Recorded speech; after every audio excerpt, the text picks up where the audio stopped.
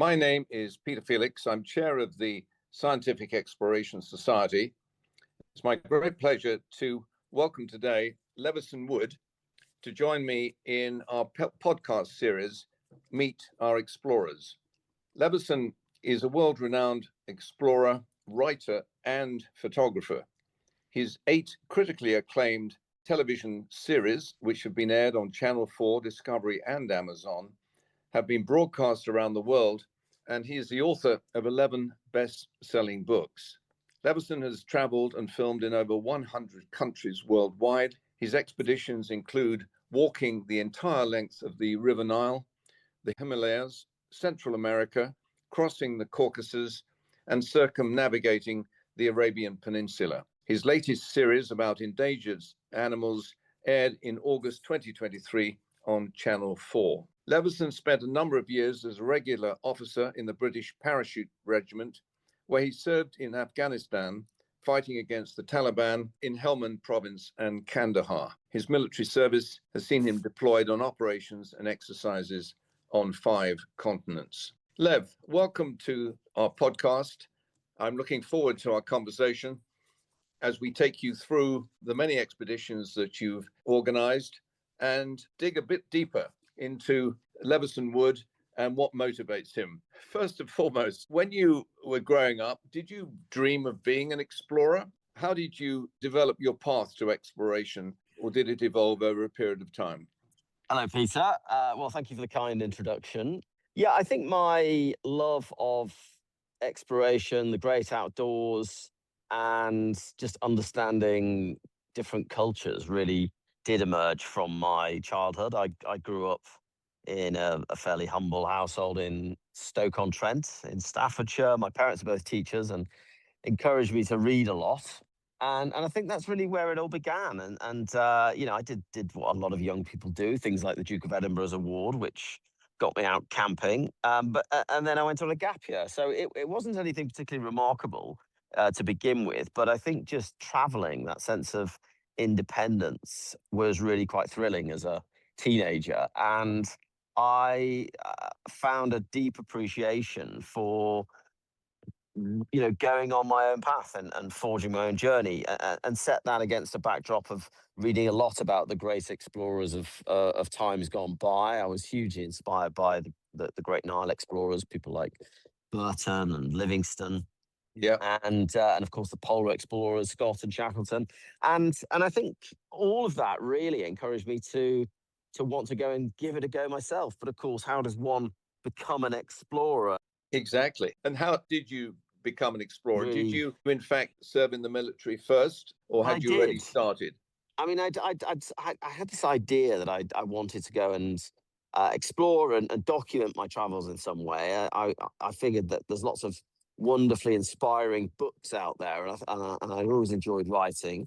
So when I was 22, I think, in 2004, giving my age away, I'd just graduated from university with a degree in history. I'd actually specialized in the great overland journeys across Asia, the likes of Marco Polo and the Silk Road and the Grand Tour and things like that. So I decided I should go off on my own Grand Tour. So at the age of 22, I decided I was going to hitchhike all the way from Nottingham, where I was studying, to India.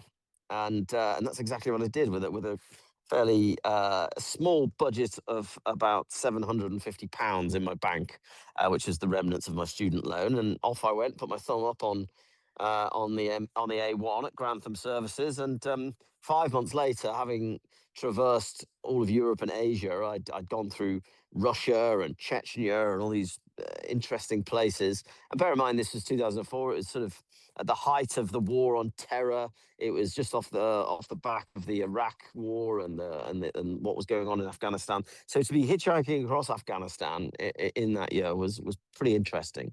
So that's kind of where it all began. That was my formative independent trip, I suppose. And then I joined the army. So I went to Sandhurst, which was a bit of a shock to the system, having had the freedom of being a lone traveller.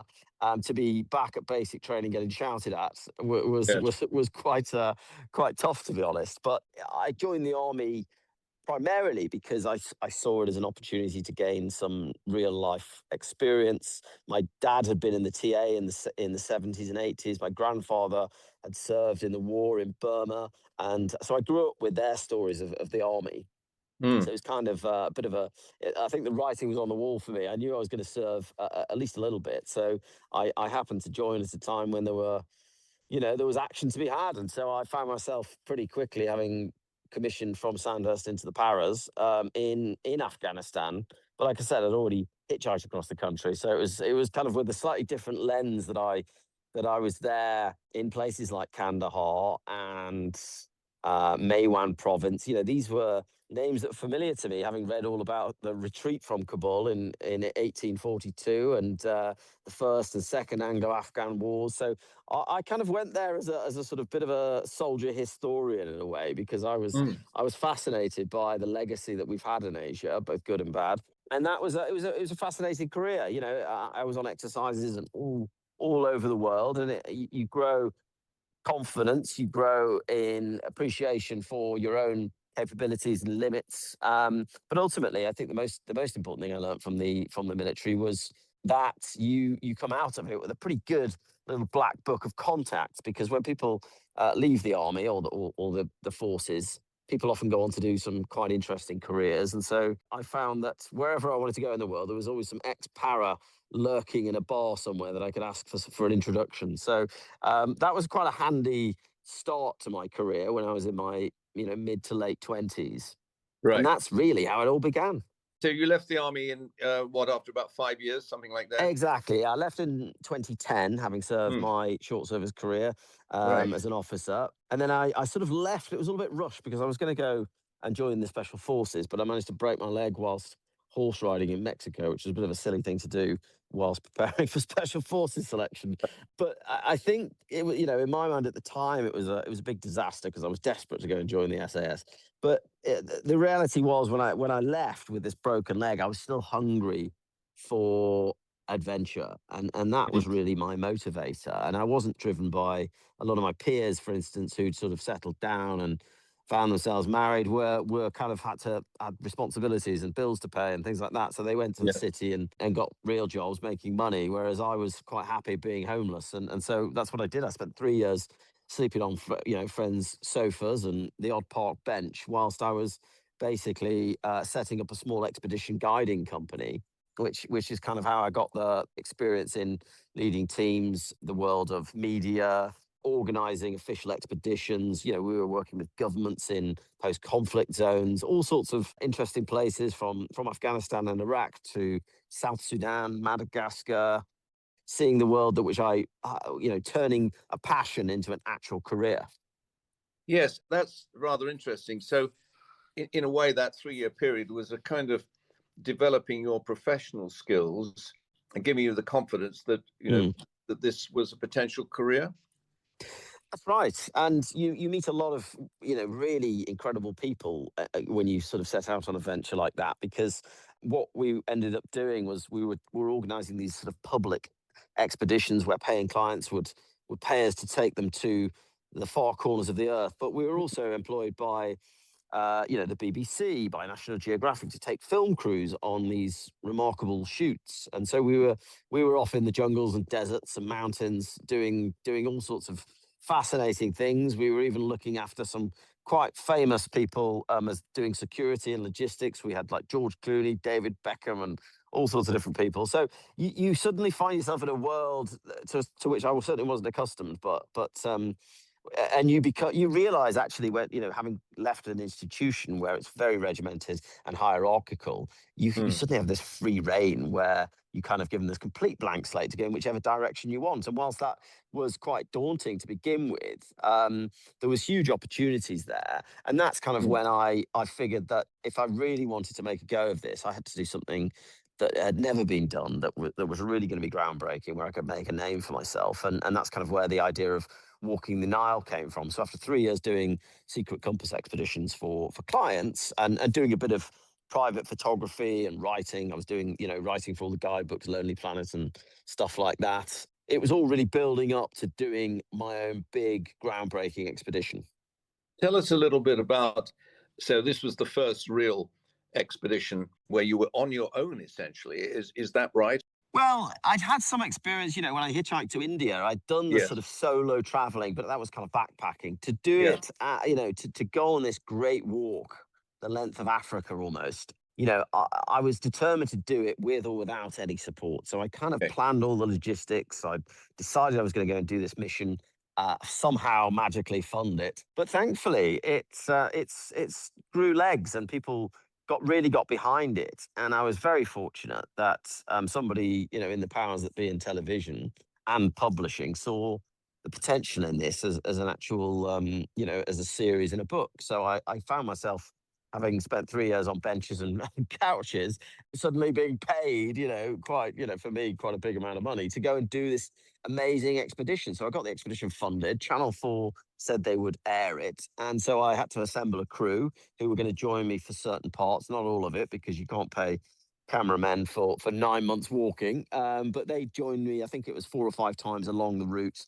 in different countries. And then the bits in between, 5, 6 weeks, 2 months at a time, I'd be either on my own or with local guides. And having those local guides with me was actually, I found, a really good way of learning more about the culture, getting access to very remote communities, and enabling people in these places to tell their own story. So you were really developing a model that you used in future expeditions. Is that a fair comment? Well, that's right. I did this journey, the Nile, which for me, if I'd have stopped there, I would have sort of ticked a huge box in my life, and I probably would have, Mm. died a happy man. But suddenly when I got back, everyone was like, "Right, where's next?" So I suddenly had to think of another large geographical phenomenon to go and walk Yes. along, and so it kind of kickstarted a decade-long or more career in walking. So after the Nile, what was the sequence of your expeditions?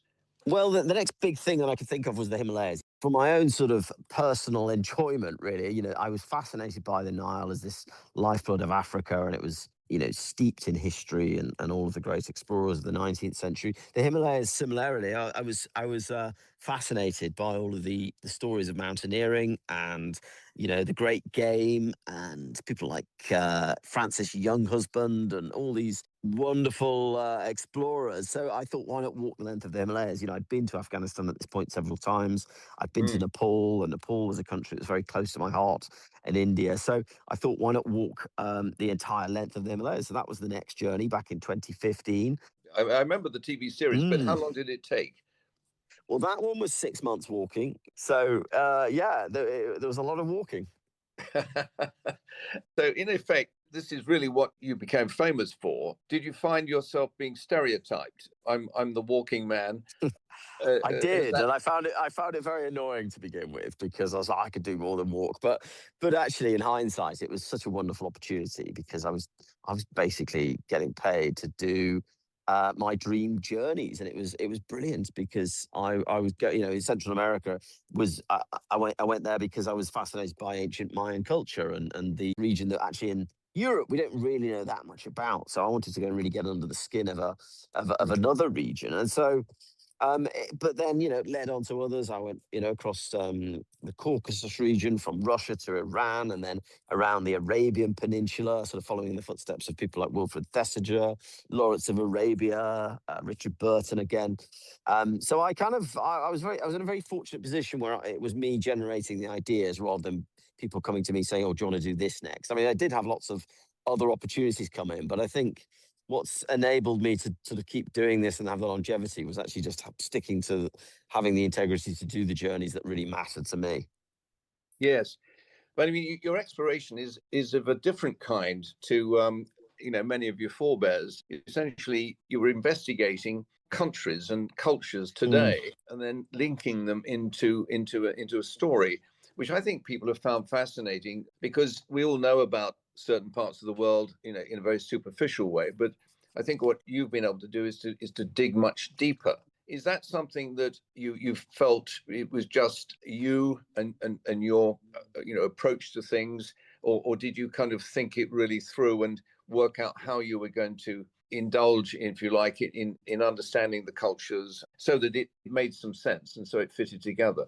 I think to begin with, it was all a bit sort of, I was kind of making it up as I went along. It was a bit ad hoc, you know. The Nile was very much, it was an adventure, it was a physical challenge. And I just happened to be going through some very interesting places with current affairs going on at the time. Well, the walking elements, which the physical aspect, I was kind of less interested in. It became part of my own identity and brand, but I never did it to go and break records or break myself. Frankly, it was more just to go and experience what life is really like in places that the news often portrays as being too dangerous to visit. And then that became, I think, that came to the fore, particularly in places like Nepal, Afghanistan, where I found it's the human stories that I think people really found fascinating, not just me whinging them. I've got blisters, and that's really what motivated me, was telling stories and giving a voice to these communities. And I think that kind of led on to the other later expeditions, Russia to Iran, Arabia, because again, they're regions, places, countries that are often painted as just being sort of out of bounds, aren't they? And so I wanted to go and challenge those stereotypes and preconceptions by showcasing the real joy of humanity. And it's not to say I shied away from the danger, because that was always present, but it's not always that. I wasn't there as a journalist making a news show. I was there as a human being meeting other human beings. Yes, and I think perhaps that's been one of the major attractions of your programs, is that you've shone a spotlight on areas that we talk about in a very peripheral way and we're very concerned about because of all the news, but we don't really understand what's it really like to be in Saudi Arabia or Yemen. You know, what's it like in the Yemen? I noticed to my amusement that the one time the Yemen was called Arabia Felix, but It was indeed. I thought I should just put that in.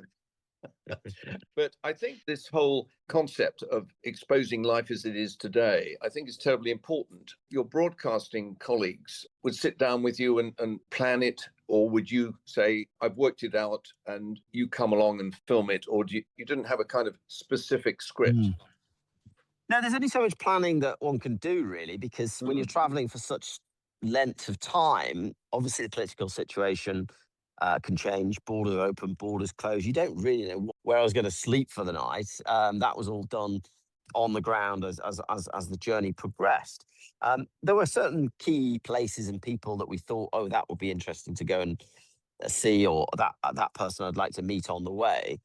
But often, you know, it's not necessarily the people you think that might be interesting or pertinent to the story that end up. It's often just people that you meet and bump into at the side of the road who've just got a funny tale to tell, or take you back home for a cup of tea. I mean, I've met people like the Dalai Lama, you know, when I was in the Himalayas, and he's a hugely inspiring man, and of course with a very powerful story to tell. But he didn't end up making it into the final cut of that film.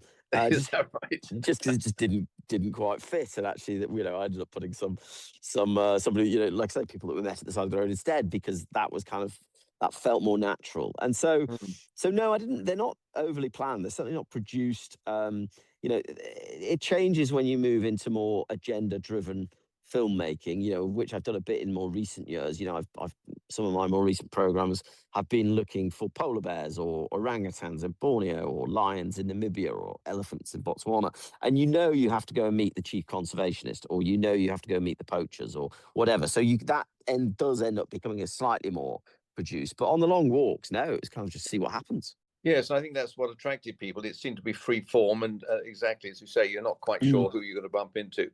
You've had some fairly amusing encounters. So Dalai Lama didn't make it into your final cut, but as you say, some storylines require more planning and more structure. Where are you steering now in your expedition thinking? Are you thinking more towards programmed items, or are you going to continue some of your free rein walking?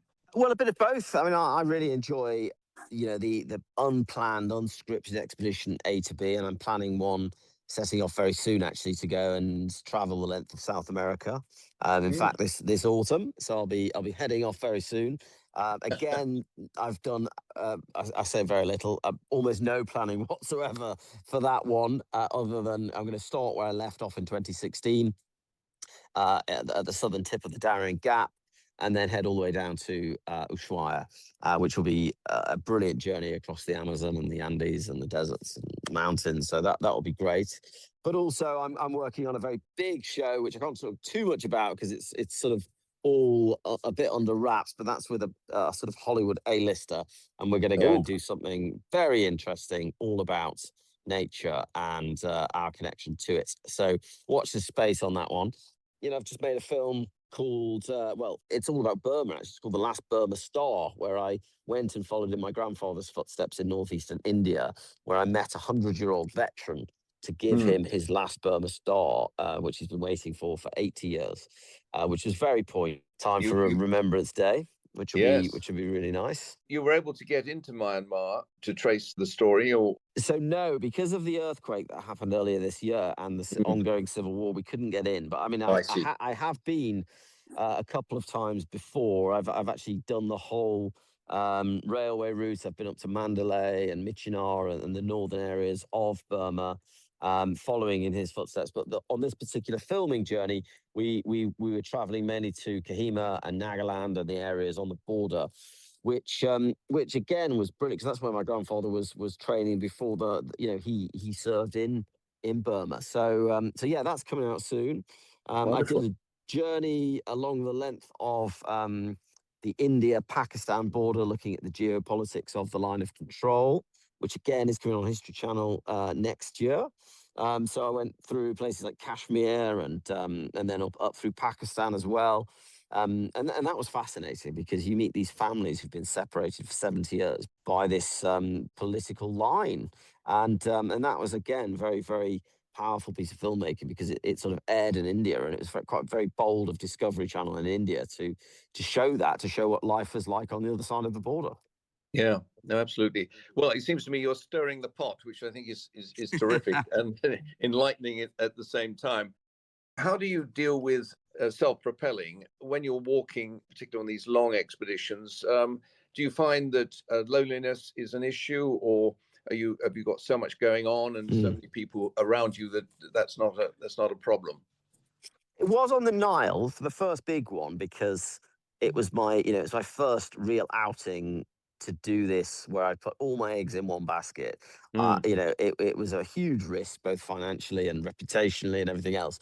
And to walk for 9 months through some pretty lonely, often dangerous places certainly took its toll, and everything that could have possibly gone wrong did go wrong, and it was very, very trying at times. But over the last decade, I've just come to sort of appreciate that I get to do this incredible job, and it's a wonderful opportunity of storytelling in a way that I don't think has been done in a very long time. So I really enjoy it, and I've since built my own team. I've got my own production company, so I do everything in house, working with people I love, and that's the great joy of this is working with good friends. yes, indeed. And preparing yourself for these significant expeditions, is your military training come into as a kind of backdrop and support for you?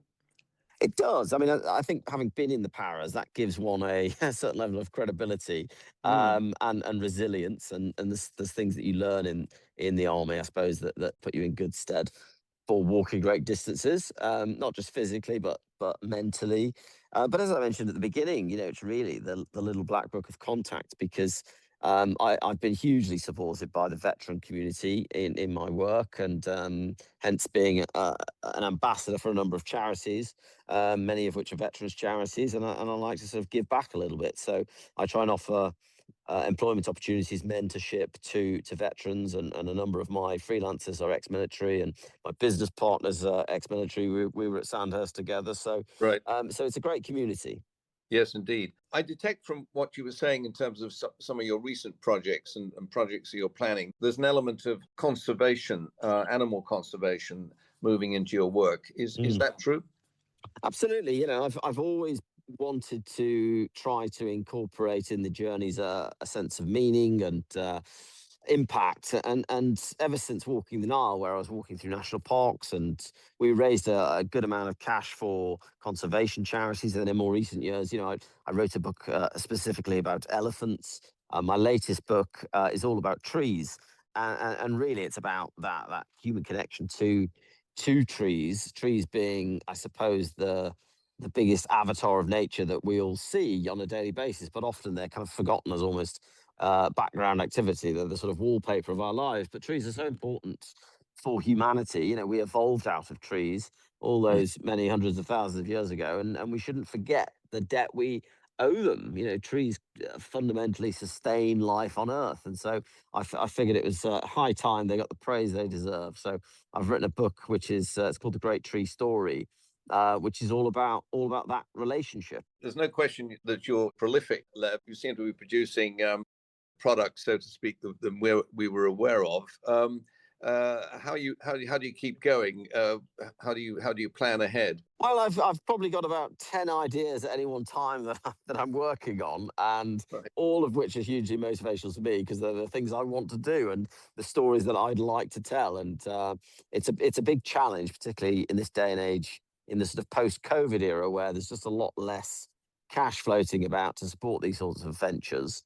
Mm. You know, I don't think fundraising for expeditions was ever easy, but it's certainly we're certainly in dark times right now. And I think, you know, running a charity, you're probably more than aware of how hard it is to get support these days. But at the end of the day, you know, humanity has always been driven by exploration, and so that's what motivates me is this desire to inspire and encourage the next generation to get out there and not be glued to their computer screens and go and see the real world, and don't take things for face value. Don't believe everything you see or read on the news, and go and make your own sort of judgments about places and people.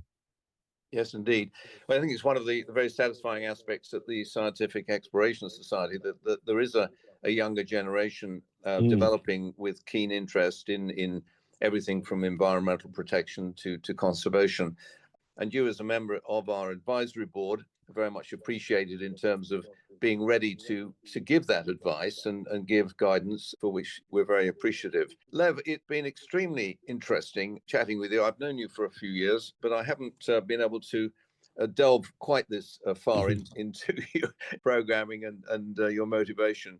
We very much appreciate it. Is there anything you'd like to summarize in ending the podcast in terms of advice to people who might be considering a life in exploration? Well, I think that you've just got to get starting. The hardest bit is taking that first step, and I've always found this with my expeditions is actually the journey itself is the fun, enjoyable, and often the easiest bit. The hard bit is all of the planning, the preparation, and the fundraising, and all of that stuff that you know months, if not years, of work go into creating a journey like the ones that I do, and I know Mm. that many of your young explorers are facing the same challenges. But I would just say, don't give up. You know, just keep going, and if you've got that determination, you'll succeed. Yes, indeed. The great thing is that a lot of your work is going to be available not only in books, but in programs on television and elsewhere. So it helps tremendously. And I know you have a large following on social media. Is that correct? Yeah, I mean, social media has been a great asset and a Mm. tool to be able to share my journeys, to network and to connect with other explorers and find out what everybody else is doing. So I would just encourage people to use it wisely, use it as a great networking tool and opportunity. And I think it can be a great asset. Yeah. Well, Lev, thank you very much indeed. And we very much appreciate you spending this amount of time in a very busy schedule. I know that you've got a lot on your plate, but all the best with your project. Thank you, Peter. Thanks, Lev. Bye bye. Bye bye.